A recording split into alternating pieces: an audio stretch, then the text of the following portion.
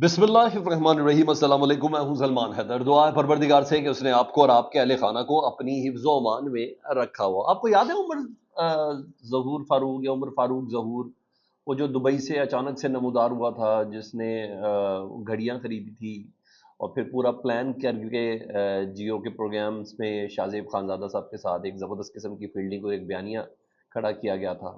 याद हो इमरान खान साहब को तोशा खाना वन केस के हवाले से? जी हाँ। उसको पाकिस्तान ने ना सबसे बड़ा दूसरा सबसे बड़ा एजाज नवाजा। मगर जो हाल नॉर्वे ने कहा, कोई नॉर्वेजन शहरी था, वो पाकिस्तानी निजाद नॉर्वेजन शहरी, जी हाँ वो था, जो नॉर्वे ने हमारे उस अवार्ड की बैंड बजाई है और जो नॉर्वे ने किया है ना हमारे साथ, आप यकीन जाने सिर्फ मुंह छुपाने की जगह नहीं मिल रही कि इस बंदे का कारनामा क्या था जिसकी बिना पर इसको पाकिस्तान का सेकंड सबसे बड़ा अवार्ड से नवाजा गया है। तो मैं तफसील सुनाऊंगा आपको, बड़ी तकलीफ होगी, बहुत असियत होगी। इसके अलावा जनरल नज़ीर भट्ट साहब के खिलाफ बुशरा बीबी साहबा ने दरख्वास्त दायर की है। जनरल नज़ीर भट्ट साहब, जनरल रिटायर्ड नज़ीर भट्ट साहब। और आज फिर इमरान खान साहब की जेलर से अच्छी खासी तकरार हुई है और पार्टी छोड़ने वालों को भी खतरनाक पैगाम दिए। मौजूदा सूरत हाल का मुकम्मल अहाता किया। बहुत सच्ची और खरी इमरान खान साहब ने कुछ बातें की, वो भी आपके सामने गोश गुजार करता हूँ। सबसे पहले इमरान खान साहब की आज साफियों से गुफ्तगू हुई जेल में ना। 190 मिलियन पाउंड आपको पता, बस बहुत करीब है। कुछ नहीं पता 8 सितंबर से पहले पहले इसकी सजा का फैसला हो जाए, ये भी मैं आपको बता दूँ, कुछ नहीं पता। और इस गुफ्तगू का यकीनन जो भी इमरान खान साहब साथियों से बात करता है उसका एक बाहर इम्पैक्ट तो पड़ता है ना सर। एक बार हुकूमत को भी, वो कहते हैं वो चुनबुन चुनबुन होना शुरू हो जाती है, मीडिया की भी जीनत बन जाता है मामला। यानी खान साहब बहुत हैवी हैं जेल के अंदर भी। तो आज भी इमरान खान साहब को मना किया गया साथियों से बातचीत करने से ना, मदाखलत की गई, रोका गया। बल्कि डिप्टी सुप्रिटेंडेंट ने तो आज इमरान खान साहब को बाकायदा तौर पर उनसे बदतमीजी की, जिस पर इमरान खान साहब ने उनको झाड़ भी पिलाई। डिप्टी सुप्रीटेंडेंट कहता अदालत ने मना किया आपसे बात करने का। उन्होंने कहा नो, कोई अदालत ने मना नहीं किया, ओपन कोर्ट है, सहाफ़ी मुझसे सवाल पूछ सकते हैं। और इमरान खान साहब के मना करने के बावजूद जो जेल इंतज़ामिया थी ना, वो मुदाखलत करती रही। और फिर शदीद गुस्से में फिर इमरान खान साहब ने जब्त भी किया। उन्होंने कहा इनका कसूर नहीं है, इनको ऊपर से हिदायत ऐसी है कि इमरान खान को तंग करना है, इसको बात नहीं करने देनी सहाफ़ियों से, ये सब है। फिर इमरान खान साहब ने कहा कौन कौन से सहाफ़ी है जो बाहर है? पता चला जी जियो का फलाना रिपोर्टर है, फलाने का फलाना रिपोर्टर, उनका लेके आए इधर, ये ऐसे नहीं चल सकता। फिर जज साहब ने नाम लिखवाए, फिर जियो के रिपोर्टर और कुछ रिपोर्टर्स को बाहर से वापस लेके आया गया जिनके ऊपर सर्टेन पाबंदी है जो वो कर रहे होते।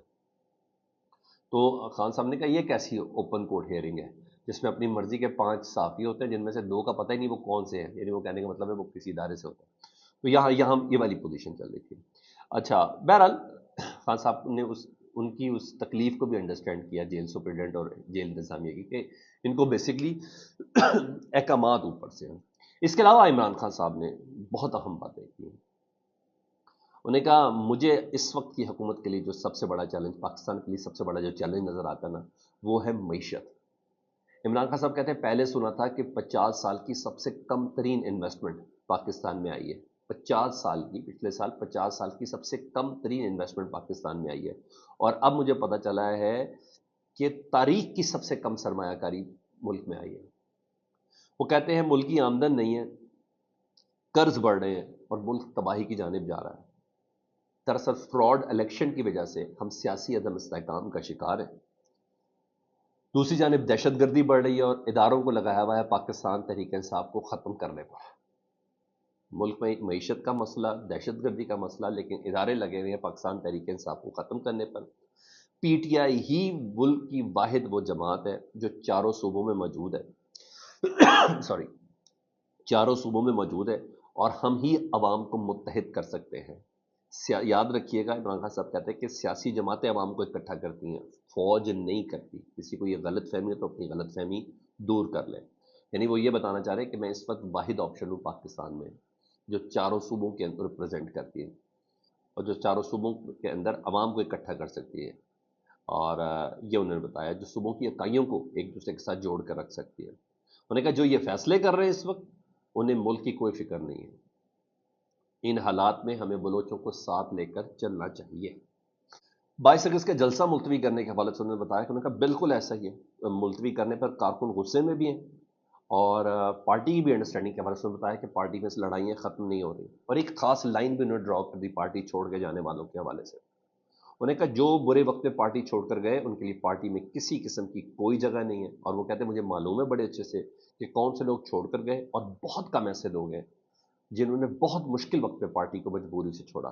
مطلب چھوڑنے والوں کو اب خود سوچنا ہے کہ وہ کس کیٹیگری میں فلوٹ کرتے ہیں، بہت مجبوری میں سے چھوڑنے والوں پہ، یا صرف تھوڑا لالچ چالچ پہ، یا استحکام پاکستان پارٹی اور یہ ان سب چکروں میں انہوں نے چھوڑی ہے پارٹی۔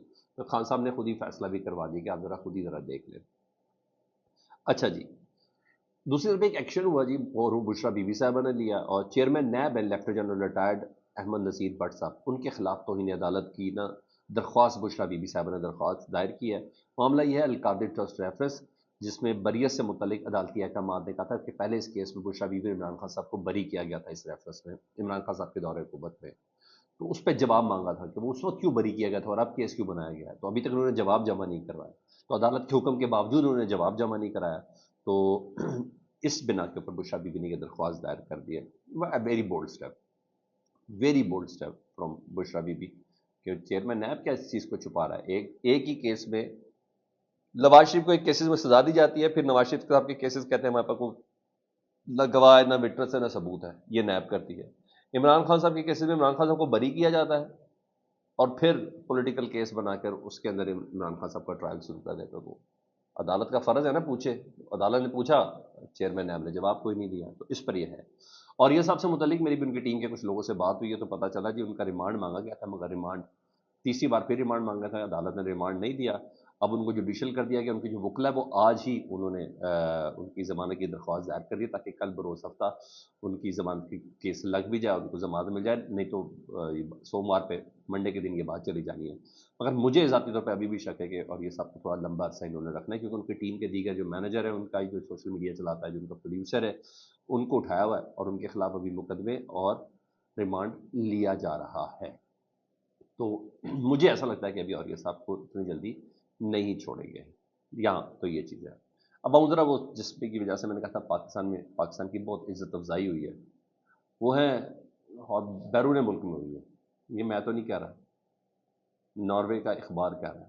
عمر فاروق ظہور، آپ کو یاد ہوگا جی، جن کا تھوڑا سا تعارف یہ ہے کہ پاکستان کی ایک ماڈل ایکٹر کے وہ ہسبینڈ بھی تھے، جن کی بیٹیوں کو اغوا کرنے کے حوالے سے ان کے اوپر ایف آئی آر بھی تھی، بڑا یہ معاملہ سارا چلا تھا، اور ناروے میں ان کے اوپر مقدمہ بھی تھا، اور لیکن گھڑی والے معاملے میں بہت مشہور ہوئے، کیونکہ عمران خان صاحب کے دور میں ان کے اوپر مقدمے بنے ہوئے تھے، تو اس لیے انہوں نے کہا کہ زبردست، انہوں نے عمران خان صاحب کی گھڑی خریدی تھی، وہ جو خانہ کعبہ کی تصویر والی، اور اس کے ذریعے پورے معاملے کو انہوں نے پروپوگیٹ کیا تھا، وہ پورے ایک سرٹن فیلڈنگ تھی، شاہزیب خان زادہ کے پروگرام میں رات 10 بجے وہ اویلیبل ہوتے تھے، اور پوری انڈرسٹینڈنگ کے ساتھ ایک فیلڈنگ کھڑی کی گئی تھی عمران خان صاحب کے اوپر، اور بیانیہ بنایا گیا تھا۔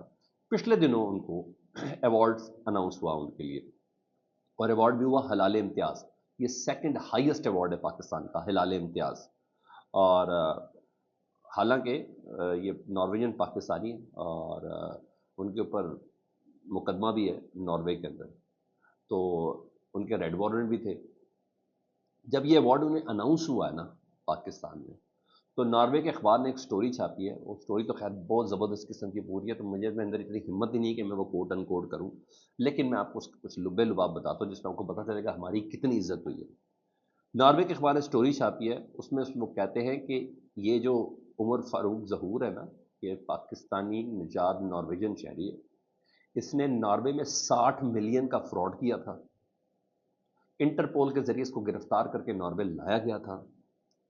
وہ لکھتا ہے اخبار میں، ذرا اسی کو انگلش میں پڑھ دوں تاکہ کچھ کم ہی لوگوں کو سمجھ آئے۔ انہوں نے کہا اکارڈنگ ٹو پاکستانی میڈیا، یہ ناروے کا اخبار لکھ رہا ہے، انہوں نے according to Pakistani media, the Norwegian Pakistani is receiving the prestigious medal for his role in a controversial case involving diamond gifts and Pakistani ousted prime minister Imran Khan, یعنی یہ اس کے اندر انوالو ہوا، اس نے گواہ بنا، اور اس وجہ سے اس کو پاکستان کا دوسرا ہائیسٹ رینک ایوارڈ پاکستان کا اس کو نوازا جا رہا ہے۔ سر وہ بتانا چاہ رہے ہیں کہ عمران خان صاحب کے خلاف بولنے پر اور گواہیاں دینے پر اس کو یہ ایوارڈ ملا ہے۔ دیکھ لیں سر، ہمارے ہلال امتیاز کی اب کیا عزت ہے پوری دنیا میں، ہم جب کسی کو دیا کریں گے تو وہ کیا سمجھے گا، اس کا کیا سٹینڈرڈ ہے، اس ایوارڈ کی دنیا میں کیا عزت رہ گئی ہے؟ بس میں یہی کہوں گا. اور جس کو ہم ایوارڈ دے رہے ہیں وہ کہہ رہے ہیں بھائی یہ ملزم ہے، اس کو ایوارڈ نہیں دینا.